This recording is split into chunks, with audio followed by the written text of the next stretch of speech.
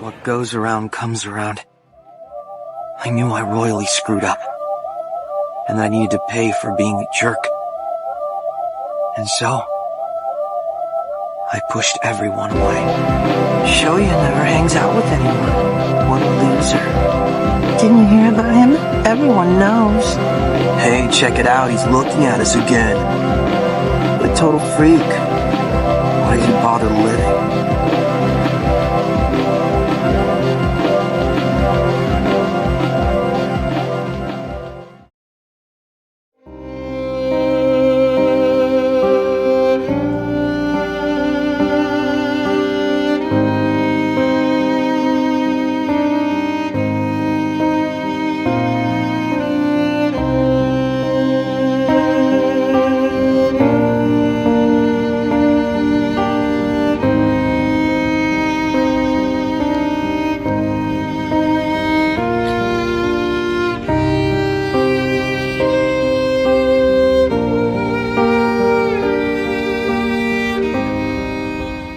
Yeah, always so quiet.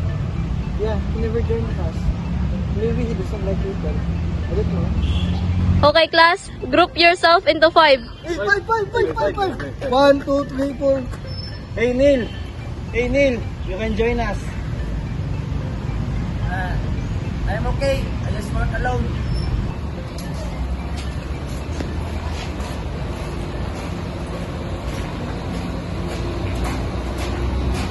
I noticed Neil always avoid group books.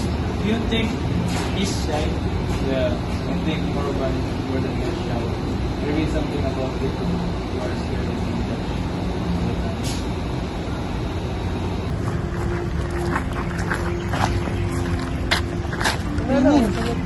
No pressure, but we really like you in our group.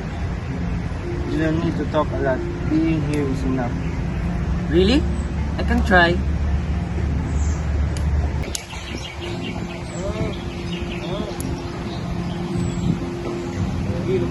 That's a great idea, Neil.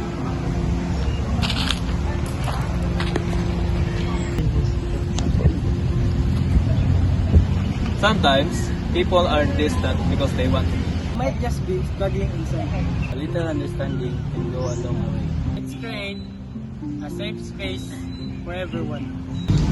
Because kindness helps people open up. Be kind, be patient, be understanding.